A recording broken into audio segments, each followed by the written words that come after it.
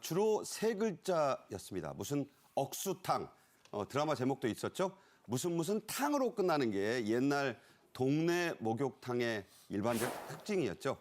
지금은 사우나다, 피트니스 등으로 손님이 많이 이동을 했는데, 자, 새롭게 변신하는 곳이 많다죠? 네, 1986년 충북 청주의 학천탕이라고 하면 청주 시내 주민들이나 시민들은 굉장히 추억 어린 장소라고 이렇게 생각을 한다고 합니다. 이름도 아주 고색창연하네요. 그렇습니다. 학천탕. 그래서 이제 사실은 이 건물이 건축가 김수근이 지금 건물 안에 입점이 돼 있는 상황인데 2020년도에 코로나 팬데믹이 오면서 아마 존폐 기로에 있었다라고 해요. 저게 목욕탕이에요? 네. 어우. 학천탕 주인이 이걸 이제 리모델링을 한 겁니다. 그래서 카페나 식당으로 해서 굉장히 오래된 시민이나 주민들이 오게 만들고 그다음에 2030에 이 젊은 사람들도 찾아오게는 카페도 입점을 하고 뭐 또 상층 부에는 식당도 개조를 하고 이렇게 됐는데 사실 이게 이제 동네 거점 역할을 굉장히 하는 역할로 다시 변신을 했다. 이렇게 되면서 이 학천탕이 원래는 학천탕 주인의 그 현재 주인의 언동에 의하면은 아버지가 어머니 해갑으로 이걸 준비를 해줬다라는 얘기가 들려온다고 해요. 그래서 지금 이게 리모델링을 되면서 다시 청주 시내 학천탕이 추억 어린 장소도 되고 또 새로운 트렌드의 유명 업소로 탈바꿈했다. 이런 게 지금 보도가 되고 있습니다. 서울에도 이 세 글자짜리 무슨 탕 여러 곳에 있습니다. 그중에서도 성공한 사례 하나 소개해 드릴게요. 부광탕이라고 재밌네요. 예, 청주의 학천탕. 부광탕은 이제 상도동, 상도동에 동작구 상도동에 있는 건데요. 마을버스 이름에 붙을 정도니까 굉장히 유서 깊은 곳인 거 분명한 거죠. 부광탕역 이런 게 있다는 거죠. 그런 거죠. 부광탕 정류장 이런 식으로. 이게 1973년에 문을 열었으니까 50년이 넘은 건데 안타깝게도 2021년 이 코로나 한창 때 문을 닫았습니다. 근데 이제 거기서 끝난 게 아니라 다행히 한 이제 민간 업자가 이 부광탕을 인수를 해서 리모델링을 했는데요. 카페랑 미술관으로 리모델링을 했습니다. 갤러리로 변신을 했는데요.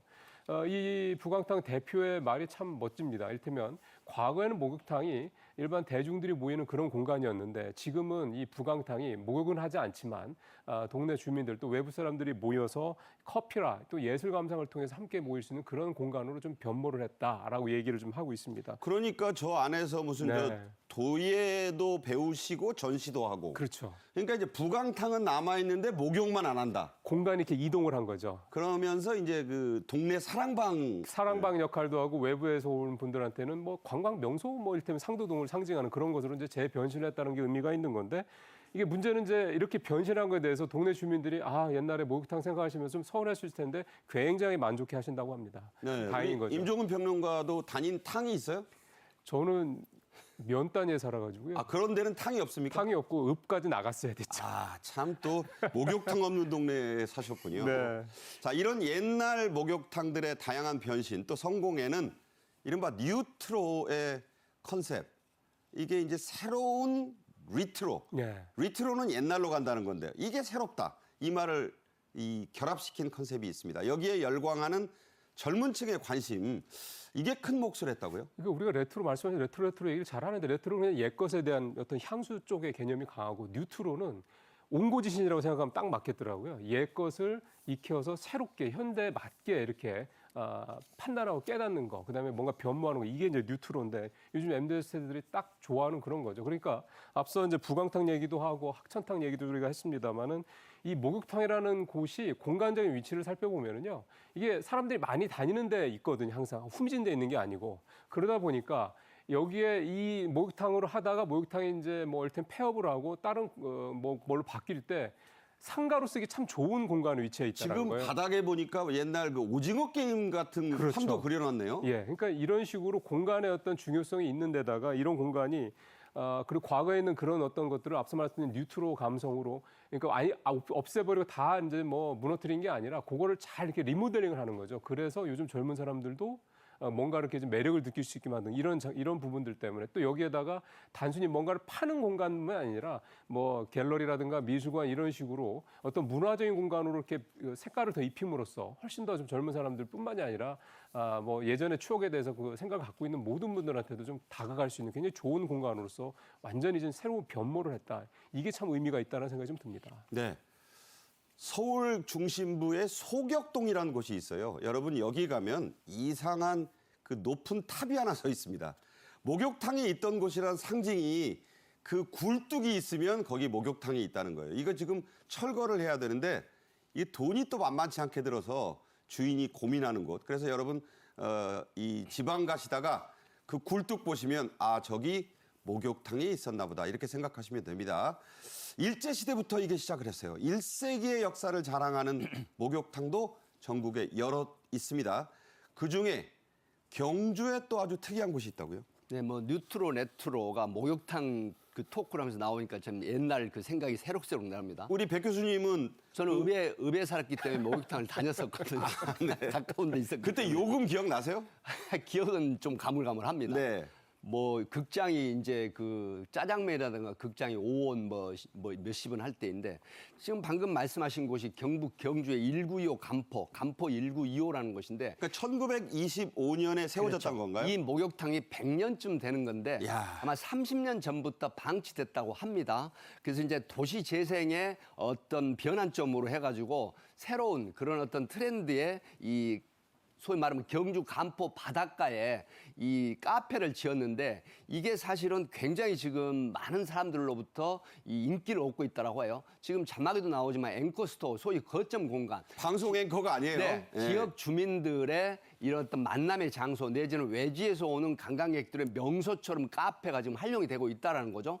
그래서 이 100년 된 목욕탕을 고쳐가지고 카페로 변신을 시킨 건데 이게 지금 관광객들뿐만이 아니라 이 안에 있는 이 지역 주민들의 그 어떤 회상, 추억을 얘기한다고 합니다. 옛날 머구리라고 하면 잠수부를 얘기하는데 머구리. 예, 잠수부들이 저체온증에 걸렸을 때 여기 신천탕에 와서 이 목욕을 하면서 치료를 하기도 하고 여러 가지 그런 거가 있는데 하나 재밌는 게 바로 이 남탕과 여탕 사이에 벽이 상층부에 뚫려 있어가지고 소리를 지르면 소리가 닿아가지고 비누를 서로 던져주기도 하는 그러니까 대화를 여탕에서 했다고 남탕으로 합니다. 비누 던지면 네. 받고 그랬대요. 네. 뭐 순자야, 영남아, 영시가 이런 정말 그런 추억 어린 공간으로 바뀌어서 옛날 사람들이 많이 몰려오기도 하는 그런 명소가 됐다고 합니다. 네, 앵커의 뜻이 이 원래는요. 앵커 뭐 저 같은 사람만 얘기하는 게 아니라 이 닻을 말하는 겁니다. 그 닻을 내리는 공간이란 뜻이 있는 거예요. 거기서 거점으로 많이 모이신다. 요즘 한참 잘 나가는 폭삭 소가수다에도 저런 레트로 감성이 물씬하지요. 자, 목욕탕이 미술관으로 변모해서 아주 성공을 거둔 예가 있습니다. 시골인데 사람이 전혀 안 오던 곳에 관광객이 수백 명씩 온다고요? 예. 이번에 산불 때문에 피해가 큰 경북 의성에 아, 있습니다. 하필 의성입니까? 예. 네. 이 경북 의성에 안개 전통시장이라는 데가 있는데 이 안에 안개 미술관이라고 있습니다. 이게 이제 앵커께서 말씀하셨던 이런 이제 오래된 공간이 앞서는 이제 주로 카페라든가 식당 이렇게 많이들 활용이 됐는데 여기는 아예 전문 미술관으로서 좀 활약을 좀 하고 있는 그런 공간인데 한 40년 정도 됐고 여기도 역시 코로나 때 이제 폐업을 한 그런 지역이 아주 유서 깊은 명소입니다. 그러니까 저 탕이 원래 네. 이제 옛날 탕 그 그런 자리인데 거죠. 저기에 또 작품을 걸었네요. 저렇게 보세요 한번. 뭐 저런 이제 컬러 아트 같은 것도 뭐 있고 그다음에 빛으로 하는 그런 라이트 아트도 있고 다양하게 있는데. 저건 약간 그 이제 네. 그 레이저 아트도 할 수 그렇죠. 있겠어요. 예. 이렇게 사실 말씀하신 대로 정말 시골에 있는 동네가 이런 전문 미술관이 생긴 거는 역시 이 청년 예술가들이 이 경북 의성에 모여왔기 때문인데요. 지난해 3월에 이 안개미술관이 개관한 이후에 21차례나 지금 전시회가 좀 열렸고요. 오. 43명의 이 젊은 미술가들이 사실은 미술가들이 자기 작품을 전시하고 싶은 게 다 돈이지 않습니까? 그렇죠. 근데 이런데 이렇게 전시를 이렇게 좀 할 수 있도록 공간이 마련돼 있기 때문에 이들이 가서 거기 창작 활동도 하고 전시도 하고 아직은 뭐 아주 대단히 많은 건 아닙니다만 월 한 200명씩 평균적으로 이 미술관을 찾아온다고 하니까 그 저분들이 오셔서 거기서 이제 음식도 드시고 두주고 입소문이 나면 그렇죠. 그리고 사람들이 더 모이게 되죠. 지금 잘 아시는 것처럼 이 각 지역 말씀하신 의성이나 이런 동네들이 고령화 또는 인구 소멸 지역으로 대부분 다 포함되는 지역들이거든요. 이런 식의 어떤 문화 공간으로서 이런 시골 지역들이 좀 탈바꿈을 하는 모습들은 정말 참 다행이라는 생각이 좀 듭니다. 네. 세상이 바뀌었지만 온고이 지신이라는 그런 말이 생각이 납니다. 옛것을 따숩게 해야 새로운 것을 알 수 있다는 그 말이 실감 납니다. 백기종 교수, 임종윤 평론가와 함께 했습니다. 두 분 말씀 잘 들었습니다. 수고했습니다. 네.